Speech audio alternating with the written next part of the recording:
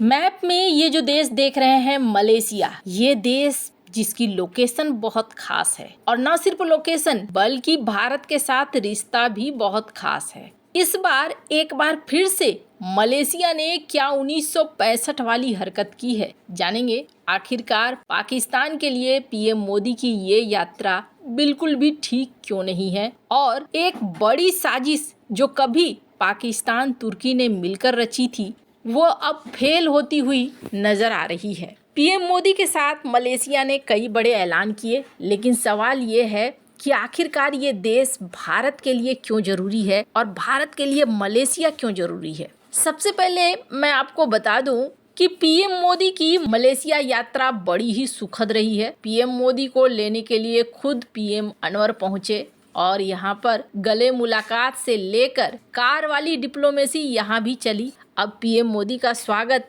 Car में कुछ इस तरीके से किया जाता है। पिछले कई बार से हम लोगों ने देखा, इथोपिया में भी कुछ वैसा ही हुआ था। तो इस तरीके से पीएम मोदी को आदर और सम्मान मिल रहा है। अब यहाँ पर एक आध और चीजें देखने को मिली जिसमें झलक देखने को मिली भारतीय संस्कृति की। पीएम मोदी के स्वागत में इंडियन कल्चर का ये रूप देखने को मिला, जिस तरीके से स्वागत किया गया। वहीं पीएम अनवर ने क्या कहा, स्क्रीन पर इस वीडियो को सुनिए।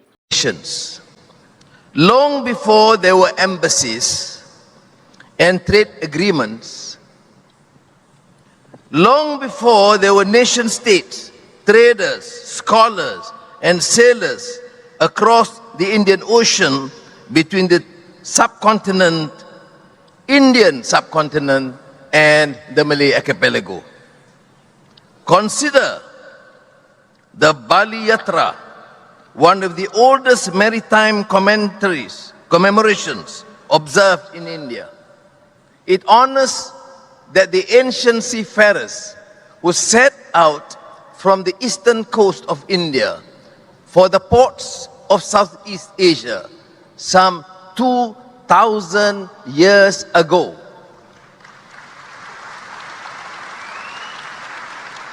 Guided by the monsoon winds, they made harbor. जिसमें इन्होंने ऐलान किया कि दिवाली मलेशिया में सभी लोग मनाएंगे। ऐसा नहीं है कि किसी तरीके की रोक रुकावट होगी। साथ ही इन्होंने ये भी याद दिलाया कि भारत और मलेशिया का संबंध आज का नहीं है, बहुत पुराना संबंध है। मलय कल्चर, इसमें भारत का अच्छा खासा प्रभाव है। बड़ी संख्या में भारतीय मलेशिया में रहते भी हैं और भारत की संस्कृति मलेशिया को प्रभावित भी करती है। सिर्फ मलेशिया ही नहीं, इंडोनेशिया के राष्ट्रपति ने कहा था, प्रबोवो ने, मेरे डीएनए में भारतीयपन है। कभी एक समय हुआ करता था जब इन जगहों पर बहुत ज़्यादा प्रभाव था हिंदू धर्म और भारतीयता का, तो वो प्रभाव आज भी देखने को मिलता है। इनकी संस्कृति में, इनके कल्चर में कहीं ना कहीं चीजें देखने को मिलती हैं। अब यहाँ पीएम मोदी पहुंचे, ऐलान भी हुई, बहुत खास ऐलान हुआ, जैसे कि अब मलेशिया और भारत के बीच में यूपीआई चलेगा। भारत का यूपीआई का सिक्का मलेशिया में भी चल रहा है। ये भारत के लिए एक बहुत बड़ी जीत है। मास्टर कार्ड जिस तरीके से अमेरिकन कार्ड्स ये दुनिया में चला करते थे, अब भारत का यूपीआई का बोलबाला बढ़ता जा रहा है धीरे धीरे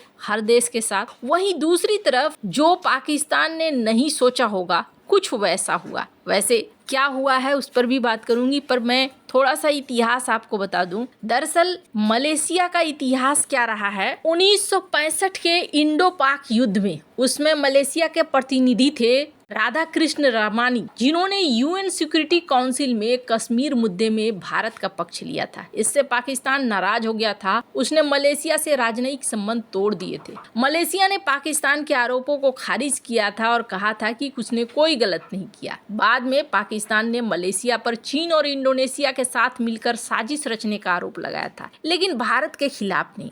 संबंध फिर ठीक हो गए थे। साल 2018 से 2020 ये समय बहुत ही खराब था। इस समय थे पीएम महाथीर और ये भारत के खिलाफ चले गए थे। सिर्फ खिलाफ ही नहीं चले गए थे, पीएम महाथीर और साथ में तुर्की और इमरान खान, ये तीनों एक प्लान बना रहे थे, जिस प्लान के तहत भारत के खिलाफ एक संगठन बनने वाला था। लेकिन फिर महाथीर चले गए और महाथीर के जाने के साथ साथ ये संगठन भी टूट गया। अब आए अनवर की जहाँ तक बात है, शुरुआती दौर में ऐसा लगा था कि अनवर के कार्यकाल में भारत के साथ मलेशिया के रिश्ते ठीक नहीं रहेंगे, क्योंकि पहलगाम हमले के बाद मलेशिया ने पाकिस्तान को कुछ हद तक समर्थन दिया था और जांच की बात की थी, लेकिन शांति और संवाद की अपील की थी। पीएम इब्राहिम ने कहा था कि मलेशिया दोनों देशों से करीबी संबंध रखता है और मध्यस्थता को तैयार है। लेकिन अभी जो यहाँ जॉइंट डिक्लेरेशन हुआ है, इस जॉइंट डिक्लेरेशन में साल 2026 में पीएम मोदी की इस मलेशिया यात्रा के दौरान counter terrorism, intelligence sharing,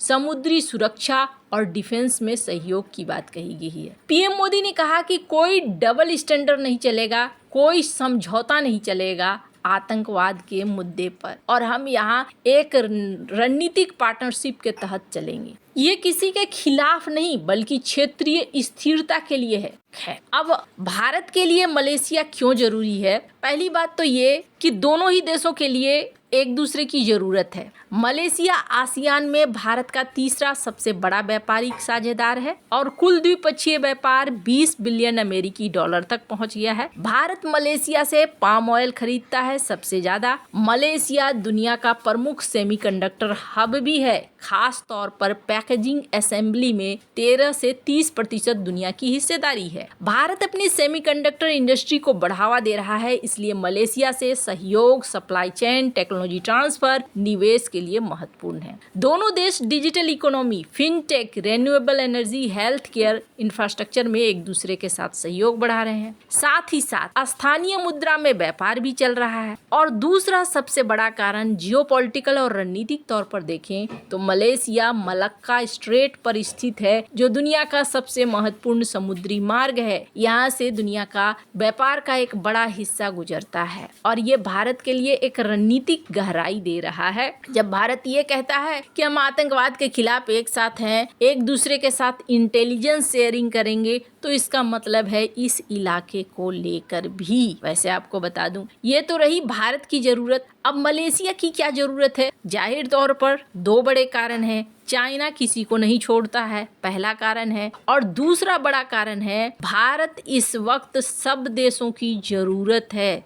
Bharat इतना बड़ा मार्केट है कि भारत को अनदेखा किया ही नहीं जा सकता है, और वो भी ऐसे समय में जब डोनाल्ड ट्रंप टैरिफ का डंडा लेकर बैठे हों, तब तो बिल्कुल भी नहीं। यही वजह है कि आप जो ये तामझाम देख रहे हैं, ये तामझाम दिखला रहा है कि मलेशिया भी चाहता है भारत के साथ अच्छे रिश्ते रखना। हालांकि पाकिस्तान को ये ठीक नहीं लगेगा अगर आतंकवाद की बात करें, उस मुद्दे पर साथ आना मलेशिया का, इसके अलावे इंफॉर्मेशन शेयरिंग में साथ आना, पर ये एक बहुत बढ़िया कदम है आगे के भविष्य को देखते हुए।